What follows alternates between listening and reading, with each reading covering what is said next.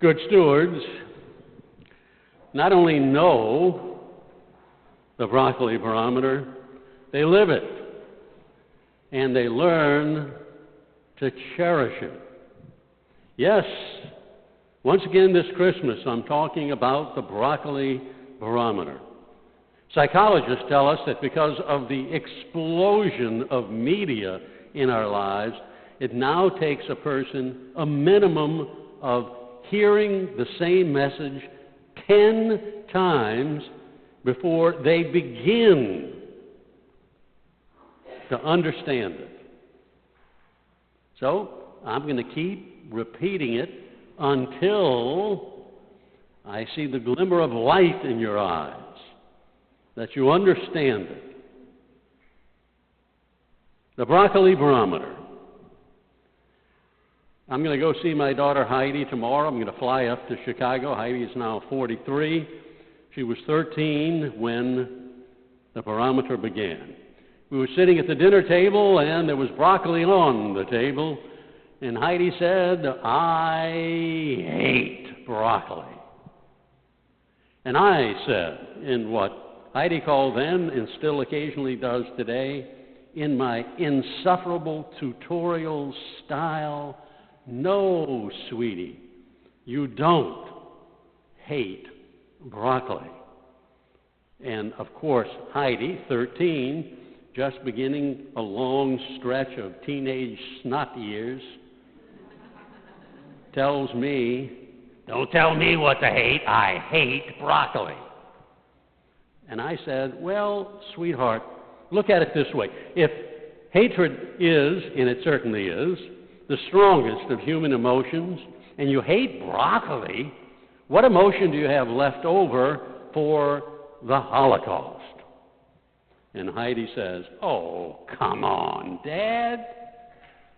And I say, "No. Look at it this way.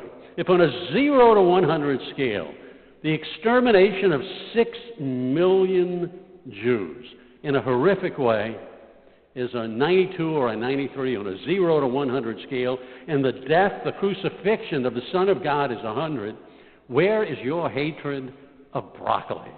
Is it an 88 or an 89?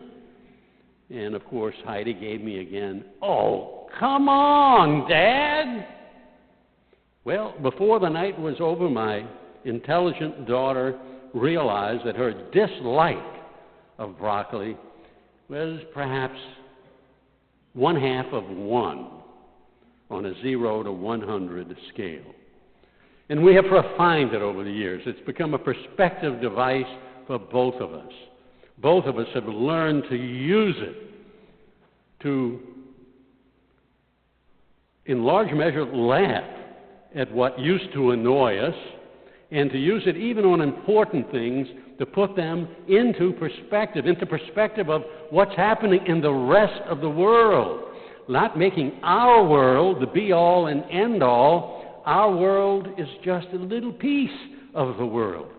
And so much of what's going on in the rest of the world is far, far worse than what happens to any of us. So, 0 to 10, we laugh about it. 11 to 20, we deal with it one day. If we've already decided up here that it's 11 to 20, not very important, even if we haven't solved it the next day, we drop it. 21 to 30, deal with it up to a week and then drop it. Too many important things in life to keep fretting over the same things. 31 and above, a very low threshold, deal with it on an ongoing basis. And my dead wife, Khaki, taught Heidi and me an expansion of the Brocolli Barometer. Not only put things into perspective, because most things that happen in our lives truly are, in the big picture, very small, but to learn from the truly bad things that happen in our lives, to have a much deeper understanding of what others are going through, to develop empathy so that we can reach out as a result of our own suffering to others who are suffering. Very quickly, I'll repeat what I've told you a number of times. When I asked my wife, Khaki, in the last months of her life, what were the things she most cherished during her life, she said, after a little bit of thought, 4 things. Number 1, my cancer. Number 2, my alcoholism. Khaki was a recovering alcoholic. Number 3, my overeating. She was a recovering overeater. Number 4, Mike, you. And your difficulty in learning to put God first, family second, work third, because for so much of my adult life before that, work was 1, 2, 3, and 4. And she said, all of those things are the things I cherish in life because I overcame them, but much more importantly, I learned how to reach out to others who have problems and try to help them. And she helped tons of people. Okay, little things to big things. Use the Brocolli Barometer. Here's a little one. I mentioned to a few of you that when I went and had my physical recently, my doctor said to me those dreaded words, Father Mike, for a man your age, you're doing pretty well, but I want you to do some exercises to get better tone in your body. Well, the second time I did the exercises, I popped a hernia. I didn't know it was a hernia at the time, but I thought that it probably was. And I went back to my doctor, and the word she used when she looked at it was, wow, that's a hernia. It's big. And she said, you really need to have it operated on pretty quickly. So another little problem. She gave me the name of a surgeon. I called up. If you have a bill to pay, press 1. If you're a vendor, press 2.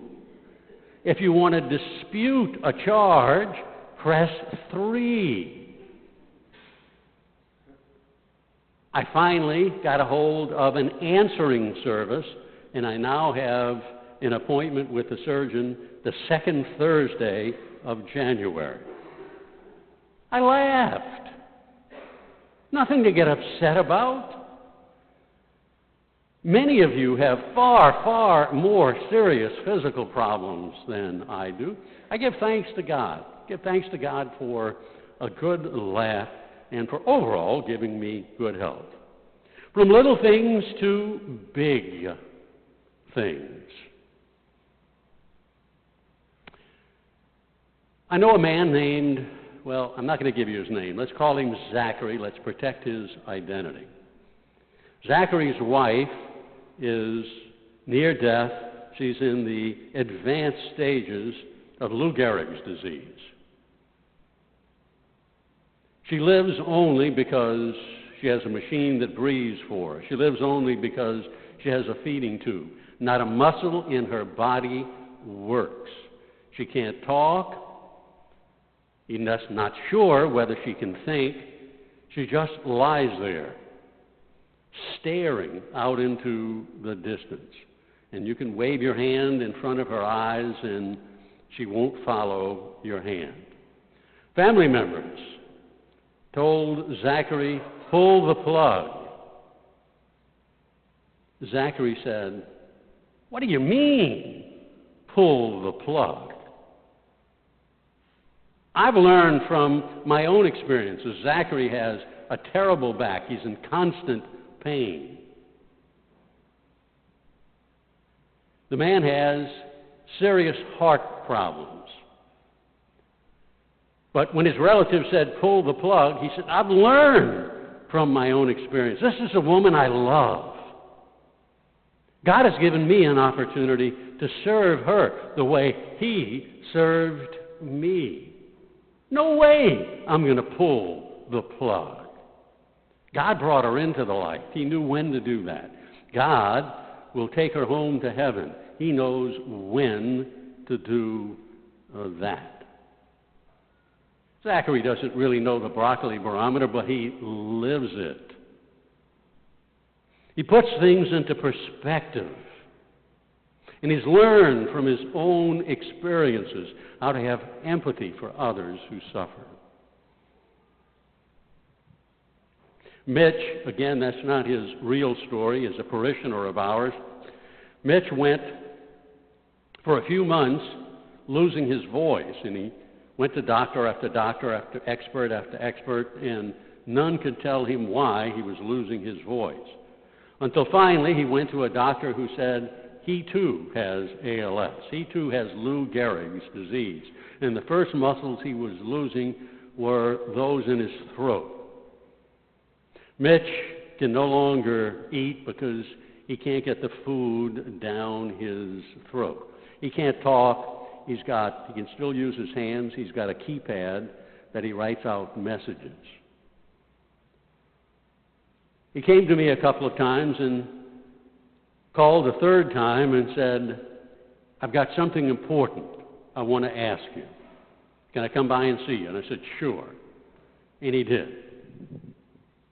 And I thought he was going to ask me, why me? Why me? Why God did this to me? No, he talked about his wife. He had ministered to his wife, who had died a couple of years earlier. Day after day after day, he was at her side. I was at their house many, many times. He learned from that experience. He learned to put life into perspective. And he told me, Father, what God's doing here is he's asking me to be a little bit more Christ-like, for me to suffer the way his son suffered. So I want to know, how can I help someone out? What I'd like to do is donate a few $100s every month to someone that you can recommend to me who needs it. I recommended to him that he send the money to Uganda, to Father Raphael and Father Zachary, the two Ugandan students, one of whom spent a year with us, the other one a summer with us. Because I told him, Mitch, when they get up in the morning, they don't get up on a floor the way we do. They step on dirt. And they don't get out of a bed because they don't have a bed. They don't go to a closet. They don't have one. We go to a closet and try to decide from a myriad of clothes in our closet what to wear. They have only the clothes on their backs. We have wide choices of what we might want to eat for breakfast. Pretty much every meal, breakfast, lunch, and dinner, they eat wild plantains and beans because that's what they have. If they get sick, they don't go to a doctor. The nearest doctor is 50, 60, 70 miles away. Nobody in the village has a car. I'm going to hazard a guess that every one of us has the things that I've talked about. Mitch understood two things. He learned from his experience with his wife how to have empathy for others who suffer. And now that he is suffering, he's learned to pass it on the way Kaki did, the way Zach is doing today. That's what we're all called to do. To quit complaining about life, to put things into perspective. We've all got fabulous lives. God has chosen each of us, uniquely, each of us. He could have chosen zillions and zillions of people to live. He hasn't. He's chosen a lot. And each one of us has been chosen by God for an opportunity for heaven. So when the things that annoy us happen in life, road rage, all those things that happen, going out and buying presents and being in crowds, let's put it into perspective. Most of it we can laugh about. My sisters and brothers, we are all called to be good stewards. And good stewards not only know the Brocolli Barometer, they live it. And eventually they learn to cherish it.